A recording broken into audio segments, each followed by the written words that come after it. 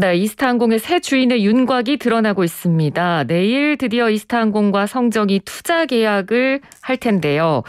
날개 위에 가득 얹어진 부채를 털고 새 주인을 만나서 이스타항공이 새롭게 도약할 수 있을지, 또 이스타항공의 새로운 변화가 저비용 항공사 업계에는 어떤 영향을 주게 될지 오늘 알아보도록 하겠습니다. 세종대학교 경영학부 황용식 교수 전화 연결돼 있습니다. 교수님 안녕하십니까? 네, 안녕하십니까? 참 오래 걸렸습니다. 긴 길을 정말 돌아서 결국 이제 우선 협상 대상자로 성정이라는 그룹이 선정이 됐는데, 자, 이 회사가 일단 어떤 회사인가요? 네, 많이 들어보시지 못했을 것 같다는 생각을 해봅니다. 예. 좀 익숙치 않은 기업이긴 한데요. 일단 성정은 이제 충청권을 기반으로 한 건설, 토목을 주업으로 하는 기업입니다. 그래서 작년 기준에 한 매출을 보면은 59억 원 정도 올렸고요. 영업이익 같은 경우 5억 5천만 원 정도를 기록했는데, 그 관계사가 이제 여기서 좀 재미있는 게 그 골프장, 백제 컨트리 클럽과 네. 그다음에 토목 공사업체인 대국건설 산업이 있어요. 그래서 이게 이제 실질적으로 형남순 회장님의 그 오너 일가가 100% 지분을 보유하고 있고, 그 아들이신 형동훈 대표가 또 맡고 있는 뭐 그런 이제 지배 구조입니다. 그런 구조를 갖고 있는 성정이라는 회사가 과연 이스타항공을 얼마에 사갔느냐, 이 부분도 관심을 많이 받았는데 가격이 혹시 나왔습니까? 대략 한 인수가가 1,100억 원 정도로 알려져 있고요. 네. 그래서 이게 이제 이전에 이 스토리를 아마 우리 청취자들께서 팔로우업을 하셨는지 모르겠지만, 하여튼 그 스토킹 호스라는 입찰 방식을 통해 가지고 쌍방울 그룹하고 이제 경쟁 입찰을 했었습니다. 그런데 어쨌든 뭐 최종가를 성정이 1,100억 원으로 제시를 해서 이렇게 책정이 됐습니다. 네, 그렇군요. 근데 이 서울회생법원이요, 이스타항공이 정의인수 허가 신청을 제출을 하자마자 곧바로 허가를 냈거든요. 그러니까 이 과정에서 정밀 실사가 없어서 이 부분을 두고 너무 서둘러서 과정을 진행한 게 아니냐, 이런 지적도 나왔는데 어떻게 보셨습니까? 예, 그러니까 이게 좀 일반적으로 정밀 실사라 하면은 이제 뭐 인수대금 조정 등 절차가 있고 해서 최소한 2주에서 최대 4주 정도의 시간이 필요한데, 네. 이게 왜 이렇게 됐을까들 다들 해석이 분분합니다. 그러나 이제 이런 해석이 가장 맞을지 모르겠지만, 어떤 성정의 인수 의지에 따라서 바로 이제 계약에 돌입하게 될 수밖에 없다. 그러니까 시간과의 싸움이 아니었을까. 네. 또 그런 생각이 듭니다. 그러니까 한 기업의 의지가 이렇게 있다고 해서 정밀 심사가 생략되는 경우가 있나요, 이렇게? 저도 좀 익숙치는 않은데요. 예. 어쨌든 이게 계속 얘기가 나왔던, 저도 이 1년의 과정을 지켜볼 때마다 처음에는 이제 성정이라는 기업이 누군지 알려지지 않은 상황이 있었어요. 네. 그게 한 몇 달 전부터 저도 이것에 관련된 인터뷰도 하고 그랬는데, 실체가 과연 있느냐 없느냐 막 그걸 가지고도 논쟁이 있었지만은, 어쨌든 제가 들었던 하나의 키워드는 뭐였냐면은 이 모 기업이 인수 의지가 강했다라는 그 얘기를 계속 듣고 있었습니다. 그런데 네. 이러한 절차 생략의 과정에서도 또 인수 의지가 먹힌 건가라는 생각을 해봅니다. 예, 알겠습니다. 그리고 이제 마지막까지 경합을 벌였던 그 회사가 쌍방울 그룹이었는데요. 뭐 성정이 결국 이제 최종적으로 선정이 됐습니다만, 쌍방울 그룹도 이제 보도 내용을 보니까 차순위 예정자로 지정이 됐더라고요. 이건 어떤 의미입니까? 그러니까 아마 우리 앵커님도 기억하시겠지만은 그 제주항공 그 사태가 있었죠. 무산됐었잖아요. 네. 그래서 이스타항공하고 작년에 무산돼가지고 이 또 코로나 악재가 터지고, 그래서 더 이스타항공이 어려움 속에 있었는데, 아마 그때 어떤 그 트라우마가 있었던 것 같아요. 그렇기 때문에 아무래도 또 혹시라도 또 성정이 인수가 잘 진행이 안 됐을 때, 그때 어떤 플랜 B가 필요하지 않았을까. 그래서 이제 쌍방울 광림 컨소시엄으로 이제 이름이 되어 있는데, 이 차순위 인수 후보자로 돼서 아마 혹시라도 삐끗하거나 좀 어긋나게 될 때, 그때 이제 바로 이 광림 컨소시엄을 투입시키는 그러한 전략을 지금 짜고 있는 것 같습니다. 네. 내일 이제 투자 계약이 예정이 돼 있잖아요. 이변은 네. 없겠죠?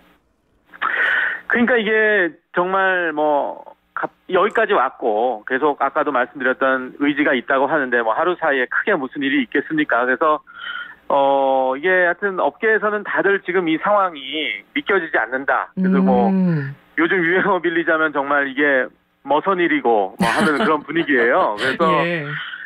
근데 이제 앞으로가 관건이죠. 앞으로 어떻게 성정이 이 자금을 댈 수 있겠느냐. 산 넘어 산이거든요. 그래서 네. 성정의 어떤 보유 자산이 한 315억 원 정도 되는데 이 스타항공을 품으려면은 부채나 뭐 이런 것들을 고려했을 때 한 2천억 원 정도의 자금이 필요한데 과연 새우가 고래를 품을 수 있겠느냐라는 정말 의구심이 계속 쫓아다니고 있습니다. 네. 방금 교수님께서도 말씀을 해주셨습니다만 뭐 내일 투자 계약은 예정대로 진행이 되더라도 앞으로 생각해야 될 변수라고 한다면 바로 이스타항공이 이 제대로 운영이 가능할까 이 부분에 대해서 이제 많이들 궁금해하시는 건데 교수님께서는 어떻게 보십니까? 그러니까 이제 결국에는 자금력일 것 같아요. 어떤 계속 말로만 이제 의지를 얘기하지 말고 실제로 이 오너 일가가 100% 지금 소유하고 있는 성정 오너 일가가 앞으로 이제 계속 추가적으로 나오게 될 이제 추가 비용들이 있을 겁니다. 뭐 회생 채권에 관련된 것들, 그 다음에 리스 비용도 있고, 뭐 체불 임금 여러 가지에 대한 어떤 이 막대한 비용을 과연 지금 어떤 재무 구조상으로 이걸 감당할 수 있겠느냐. 그래서 계속 이제 제기가 되는 게 그 백제 컨트리 클럽의 매각설도 계속 얘기가 나오고 있어요. 네. 근데 뭐 지금 형 회장께서는 뭐 매각하지 않아도 나는 충분히 자금력이 된다. 3천억 원 정도는 내가 조달할 수 있다라고 이제 얘기를 하거든요. 그래서 네. 어떤 강한 자신감을 지금 보이고 계시기 때문에 좀 믿는 구석이 있지 않을까라는 좀 기대를 해보긴 합니다. 예, 그렇군요. 그리고 또 이 항공업이라는 게 사실 상당히 특수성을 띠는 분야입니다. 뭐 어찌어찌 뭐 그 회장이 언급을 한 대로 충분히 우리가 자금 조달이 가능하다라고 말할 만큼 뭐 그렇게 자금 조달을 해서 경영을 본격적으로 시작한다고 해도 뭐 지금은 코로나19 사태니까 국제선이 많이 이제 운항을 안 합니다만 어찌됐건 국제선 재개도 언젠가는 본격적으로 할 텐데 그 부분도 지금 관건이거든요. 어떻습니까? 그래서 이게 참 그렇습니다. 저도 오전에 오늘 뉴스를 접하면서 이제 뭐 델타 변이 바이러스까지 얘기가 나왔더라고요. 근데 어제나 그제까지만 해도 저희가 업계를 봤을 때 이게 곧 재개된다.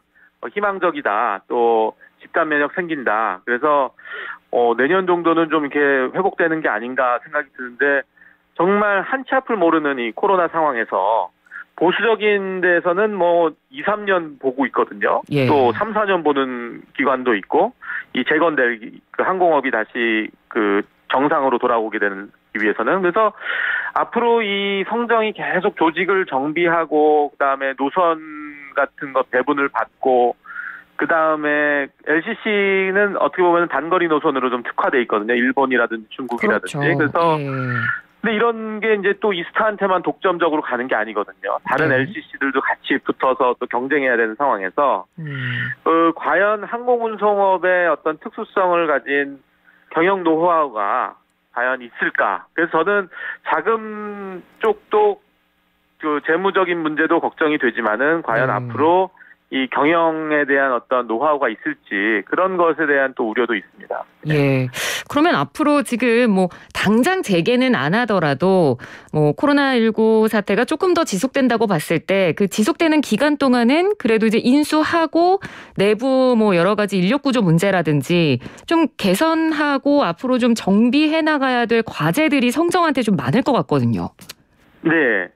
그래서 일단은 그 지금 AOC 그 운항 증명을 재개해야 됩니다. 그래서 국토부에다가 신청을 해서 이제 다시 그러니까 우리 운전면허로 말하면 이제 운전할 때 운전면허 같은 거죠. 그래서 네. 그걸 다시 좀 받아와야 되고 그 다음에 이제 아마 그 항공기 리스나 뭐 그런 것들이 다 올스톱된 것 같아요. 그래서 예. 그 운영 비용 같은 것도 이제 한 1,000억 원 되고 그래서 앞으로 지금 산 넘어 산인 게 이 이스타만 어려운 게 아니거든요. 9개 업체 LCC가 지금 다 달려듭니다. 그렇기 네. 때문에 이들과의 어떤 그 포화 상태인 LCC의 산업 구조에서 이스타가 어떻게 독자적으로 살아남을 수 있을지, 그것이 앞으로 이제 이스타가 가진 과제라고 봅니다. 네. 그러니까 그 앞서 말씀해 주셨지만 이 성정이라는 그룹 자체가 이제 오너 일가가 운영하는 회사이기 때문에 어찌됐건 이 성정이라는 그룹 자체도 항공사라는 새로운 도전을 하는 만큼 혹시 뭐 전문 경영인 체제로 간다든지 뭐 주변에서 어떤 조언을 구한다든지 이럴 가능성도 좀 있을까요? 당연히 좀 그렇게 가야 된다고 봅니다. 그래서 어떤 항공업의 특수성을 아까도 앵커님께서 말씀하셨지만은 이거는 정말 아무나 할 수 있는 영역이 아닙니다. 정말 고객의 안전, 승객의 안전이 따르는 것이기 때문에 고도의 전문성이 필요하고, 그렇기 때문에 업계에 있는 이제 전문가들을 당연히 영입하고, 그다음에 기존에 있는 이스타 인력을 당연히 활용해야 되겠고요. 그래서 일단은 그 이스타 항공이 제가 계속 이 산업 구조를 얘기하는 게 제가 이쪽을 이제 그 연구를 해서 아는데, 너무 포화 상태가 있고 9개 업체가 앞으로 출혈 경쟁을 해야 되는 상황이거든요. 예. 그래서 이제 지금 관건이 또 진에어, 에어서울, 에어부산이 3개 업체가 또 하나의 거대 LCC로 탄생하게 되고, 네. 그래서 이 틈바구니 속에서 살아남기 위해서는 정말 어떤 탁월한 경영 역량을 발휘해야 되지 않을까라는 생각을 해봅니다. 네. 말씀해 주셨으니까 그러면 이번 이스타항공의 M&A가 이제 LCC 업계 전반에 어떤 영향을 미칠지도 저희가 좀 살펴보도록 하겠습니다. 지금 뭐 LCC 업계가 말씀해 주신 대로 우리나라에 너무 포화 상태다 보니까 뭐 이스타항공과는 별개로 이 업계 내부의 구조 조정이 왠지 가속화되지 않을까, 이 부분에 대한 우려도 있는데 혹시 뭐 다른 항공사들 중에 구조 조정 관련한 시그널이 나오고 있는 곳이 있나요? 그 조심스러운 부분이긴 한데요. 이게 이제 이런 쪽으로 좀 봤으면 좋겠어요. 이거를 그동안 뭐 저를 비롯해서 많은 전문가들이 이스타 항공은 좀 힘들 것이다, 뭐 표류될 것이다. 왜냐하면 너무 악재가 많다 보니까 이 인수가 좀 어렵지 않겠느냐라는 다양한 시각, 그 동일한 시각을 보였거든요. 근데 이번에 갑자기 혜성같이 성정이라는 기업이 나와서 인수하겠다고 했어요. 그렇기 때문에 이것은 정말 어떻게 보면은 반전입니다. 어떤 전문가는 뭐 기적 같은 일이라고 얘기하셨는데, 그래서 이게 이제 앞으로 LCC 업계 구조조정의 이제 신호탄이 되지 않을까. 네, 그래서 이런 이 판을 뒤집은 어떤 신호탄이 되어서 이걸 계기로 모멘텀을 삼아서 앞으로 이제 항공업의 재편, 그러니까 지금 앵커님이 말씀하신 어떤 인수합병이 진행될 텐데, 네. 제가 보기에는 뭐 꼭 집어서 말씀드리면은 제주항공을 지켜보겠습니다. 왜냐하면 제주항공이 이스타 인수전에도 참여했었고, 예. 기존의 아시아나 인수전에도 참여했었거든요. 그래서 어떻게 보면은 탄력을 받았어요. M&A 지금 뭐 실적은 그렇게 좋지는 않지만은 M&A에 대해서는 어떤 무장돼 있다고 봅니다. 네, 그래서 경험도 있고요. 그래서 제주항공을 통한 어떤 또 업계 개편이 있지 않을까. 그래서 제주항공, 그다음에 이제 아까 말씀드렸던 이 진에어, 에어부산, 에어서울, 그러니까 대한항공 아시아나 인수를 통해서 통합되는 대형 LCC 탄생. 그래서 결국에는 이제 합종연행이 진행될 거라고 봅니다. 저는 뭐 그 이쪽에 대해서 늘 예상을 했었고, 그렇기 때문에 또 지금 9개 업체에서 좀 더 대폭 줄어들지 않을까. 라는 생각을 해봅니다. 그러니까 그 항공사 간의 합종 연행도 물론 충분히 가능성이 있는 시나리오입니다만, 사실 요즘 뭐 항공업계뿐만 아니라 이 생각지도 못했던 기업과 기업들이 만난다고 할까요? 그러니까 뭐 뭔가 어떤 이 각자 기업에서 부족한 부분을 서로 메꿔주기 위해서 이제 합병을 하는 경우도 많고, 지금 뭐 이스타항공 같은 경우도 성정이라는 어떤 부동산 기업이 인수를 할 거라고는 생각도 못했기 때문에 항공계에서도 제2의 이스타항공 같이 이렇게 좀 색다른 조합을 기대를 할 수도 있지 않을까요? 그러니까 이게 좀 유행처럼 번진 것 같은 게 이게 원조는 또 있습니다. 저번에 아마 앵커님하고도 몇 번 얘기했던 부분인데, 현대산업개발 또 건설업이잖아요. 예. 그 건설업이 또 항공업에 진출한다고 했잖아요. 네네. 그래서 아마 제가 보기에는 이제는 성역이 없다. 꼭 항공업을 하는 기업만, 아니면 뭐 어떤 모르겠습니다. 물류, 특정 유사한 영역이 아닌 이제 비관련 다각화. 붐이 일어나고 있고 네네. 해외에서도 이제 사모펀드들이 또 많이 투자하고 있거든요. 항공사들에. 예. 그래서 이게 좀 뭐랄까 그 자본주의 시장에서 한번좀 꿈꿔보는 항공사를 운영하고 경영해보는 것이 많은 경영자들의 꿈이 아닌가. 그래서 이제는 뭐 다양한 영역의 인수자들이 나오지 않을까라는 또 생각을 해보게 됩니다. 네, 알겠습니다. 뭐 이제 인수합병이 시작이 되고 이스타항공이 이제 새롭게 발돋움하기 위한 준비를 앞으로 시작을 할 텐데 이게 다시 어쨌든 이제 이륙을 하려면 허가 사항이 굉장히 중요한 부분이잖아요. 이 네. 국제선 재개 가능성은 그러면 지금 봤을 때 재개가 충분히 가능하다고 보십니까? 일단은 뭐 코로나 이게 뭐 아주 그 2019년 대비로 비교하면은 엄청난 감소입니다. 98% 감소했고요. 그래서 이제 지금 뭐 트래블 버블이다, 그다음에 백신 여권이다 해가지고 접종 받으신 분들을 대상으로 해가지고 이제 그 여행이 재개될 수 있게끔 하는데 지금 저는 이 아마 성정이 인수를 하게 된 배경에는 이러한 배경이 있을 것 같아요. 이게 보복 소비라는 게 있거든요. 그렇죠. 그래서 지금 많은 분들이 정말 이 코로나 19를 1년 반 정도를 그 경험하시면서 지쳐 있거든요. 네. 그리고 기존에 하셨던 어떤 여행, 레저, 해외여행 가는 거를 많이 그리워하고 하기 때문에 이게 만약에 빗장이 풀리게 되면은 폭발적으로 이제 수요가 일어날 거라고 봅니다. 그때 네. 어떻게 보면은 또 항공권 가격도 엄청 오를 것이고 그렇죠. 어떤 이런 미래 가치를 보고 지금 이 성정이라는 기업도 재개될 거라는 희망을 갖고 이제 이런 인수전에 무리하게 참여한 게 아닌가 생각이 들어서 예. 항공업의 미래는 저는 일단은 코로나19 종식과 함께 매우 밝다고는 생각합니다. 네. 근데 이제 문제는 이게 언제 종식이 되느냐. 그렇죠. 그게 이제 관건이겠죠. 예. 알겠습니다. 오늘 말씀 잘 들었습니다. 고맙습니다.